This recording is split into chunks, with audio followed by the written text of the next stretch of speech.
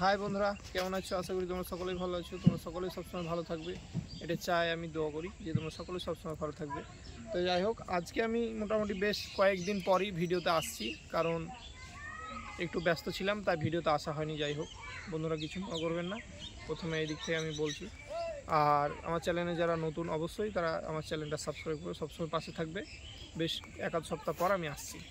যাই হোক, আর অবশ্যই আমার ভিডিওগুলো লাইক, শেয়ার, কমেন্ট, ফলো করবে।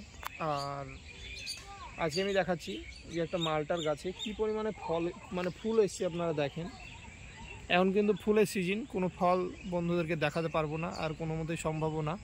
যাই হোক, কিন্তু এখন ফুল আমি দেখাচ্ছি যে কি পরিমাণে ফুল আসতে পারে বা একটা গাছে আসছে।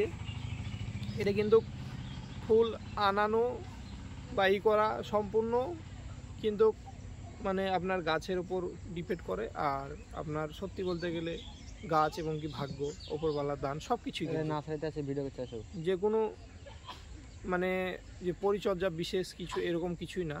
আর এই টাইমে দু একটা জিনিস মেনে চললেই আপনার গাছে অবশ্যই ফুল চলে আসবে। সেটা হচ্ছে গাছের প্রাপ্ত একটা বয়স্ক, যেরকম বয়স হলে। আর মেন হচ্ছে আপনার এই টাইমে আপনাকে জল দেওয়া একদমই দেওয়া যাবে না। এখনও ফুল আসার বহু টাইম আছে, প্রায় এক আধ মাস এখনও আছে আরামসে, এখনও এক আধ মাস, দেড় মাস আছে, ফুল আসবে। আর যেসব ফুলগুলা থেকে জালি হবে, সেসব জালিগুলো অবশ্যই লেবু তৈরি হবে, মিষ্টি হবে, ভালো হবে। এখনও ফুল আসার এক দেড় মাস টাইম আছে, অসুবিধা নাই।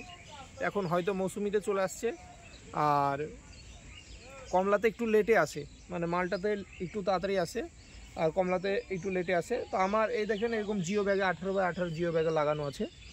তো এইসব ব্যাগের গাছগুলা আপনারা কিন্তু যখন ফুল চলে আসবে, এরকম দেখছেন যে মানে অতিরিক্ত ফুল চলে আসবে, তখন আপনার মোটামুটি মেজারমেন্টে জল দিতে লাগবেন। আর ফুল না আসার আগে অবধি আপনারা কিন্তু জলটা একটু টান দিয়ে মানে একটু শুকনো শুকনো ড্রাই ভাব করে রাখবেন। দেখবেন যে অটোমেটিক এই টাইমে ফুল চলে আসবে, মানে ডিসেম্বরের শেষে অথবা জানুয়ারির শুরুতে বা ফেব্রুয়ারির শুরুতে। এখন এক দেড় মাস আছে, এখন তো মোটামুটি আজকে জানুয়ারি সম্ভবত 20-21 তারিখ হবে। এই টাইমে দেখবেন যে আপনার গাছে ফুল চলে আসছে। কমলা মৌসুমিতে কমলাতে একটু লেটে আসে, কিছু কমলাতেও চলে আসে। তো যাই হোক, আপনার গাছে এই টাইমে মোটামুটি সব গাছে একদম বিষ স্প্রে করে দেবেন পাতলা করে, যেহেতু ফুলের কুড়ি এসছে।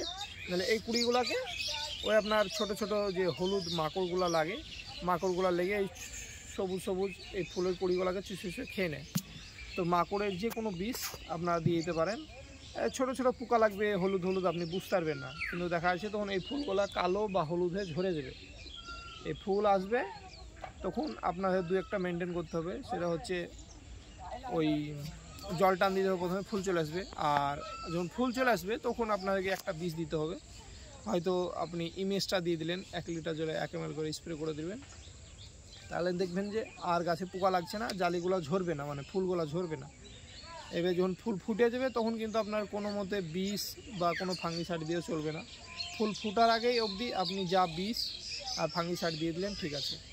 তার ফুল থেকে যখন জালি, ছোট ছোট জালি তৈরি হবে, যেমন আমি দেখাই, এইদিকে দু একটা জালিও চলে এসছে, এই যে আগে আগে এই যে এরকম দুটো জালি চলে এসছে, যেমন ছোটো ছোটো টিপ্পির মতো জালি হয়ে যাবে, মানে মটর দানা টিপ্পির মতো হয়ে যাবে। তখন আপনারা কিন্তু ওই আবার ফের বীজ দিতে পারবেন। তাহলে বীজ দিলে তখন আর জালিগুলো ক্ষতি হবে না, নষ্ট হবে না। আর তখন আপনারা অবশ্যই ওই বোরন পাউডারটা স্প্রে করবেন। দেখবেন যে গাছে অতিরিক্ত জালি টিকে থাকবে, আর একদম গাছের পুরো ডাল ভাঙা হয়ে ফল হবে, প্রচণ্ড পরিমাণে ফল হবে। আর ফল আনানোর জন্যে যে বিশেষ কিছু স্প্রে করে কোনো লাভ নাই। আপনারা যেটাই দিবে ওপরওয়ালা অবশ্যই দান হিসাবেই সেটা দেয় আপনার।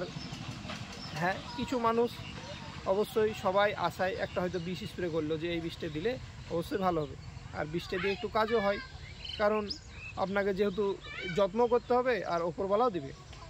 এর ফুল টুল আনানোর জন্য এই যে মিরাকুলান, তারপরে বুস্টার 2, এগুলো তো আমার সব এর আগের ভিডিওতে বলা আছে, এখন আর নতুন করে বলছি না, কারণ এগুলো সব অনেক মানুষেরই দেওয়া হয়ে গেছে প্রায়, এখন আর না দিলেও চলবে, অসুবিধা নাই।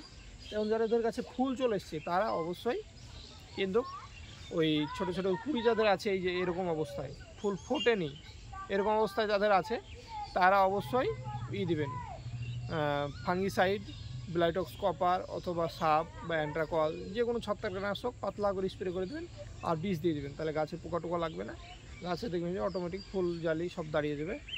আর এই টাইমে কিন্তু জল আপনারা মোটামুটি সীমিত পরিমাণে দিতে হবে, যেরকম লাগে মিডিয়াম যেরকম দিবেন সেরকম, যে অতিরিক্ত বেশি দেওয়ার দরকার না, এখন একবারে কম দেওয়ার দরকার না, কম দিলে আবার ফুল ঝরে দেবে।